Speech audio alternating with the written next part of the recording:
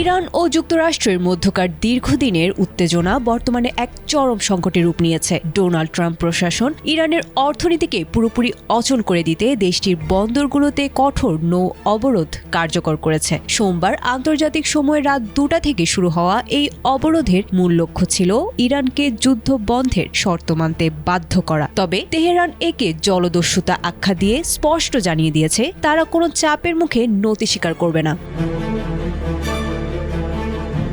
এতদিন যুদ্ধ চললেও ইরান হরমুজ প্রণালী ব্যবহার করে নিজস্ব তেল রপ্তানি চালিয়ে যাচ্ছিল। তথ্যমতে গত মার্চ মাসেও তারা দৈনিক 1.84 মিলিয়ন ব্যারেল তেল বিক্রি করেছে, যা যুদ্ধের আগের তুলনায় অনেক বেশি আয় এনে দিয়েছিল। কিন্তু বর্তমান এই মার্কিন অবরোধ সরাসরি ইরানের আয়ের প্রধান উৎস তেল রপ্তানিতে আঘাত হেনেছে। বিশ্লেষকদের মতে এই অবরোধ ইরানের জন্য মারাত্মক অর্থনৈতিক বিপর্যয় ডেকে আনতে পারে। তেল ছাড়াও দেশটির প্লাস্টিক ও কৃষি পণ্যের রপ্তানি এবং খাদ্য ও যন্ত্রপাতির আমদানি বর্তমানে চরম ঝুঁকির মুখে।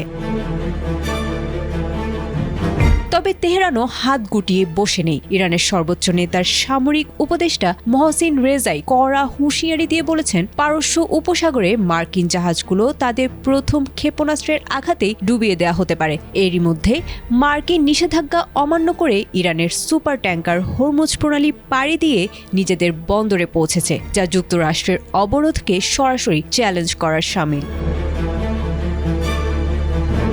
ইতিহাস বলছে ইরানকে যতই কোণঠাসা করা হয়েছে দেশটি ততই অনমনীয় হয়ে উঠেছে। শীর্ষ নেতাদের হারানো এবং হাজারো মানুষের মৃত্যুর পরও তেহরানের বর্তমান সরকার একে অস্তিত্ব রক্ষার লড়াই হিসেবে দেখছে। মার্কিন প্রশাসন দ্রুত যুদ্ধের সমাপ্তি চাইলেও ইরানের এই সংকল্পবদ্ধ অবস্থান ইঙ্গিত দিচ্ছে যে পারস্য উপসাগরে এই সংকট সহজে থামার নয়।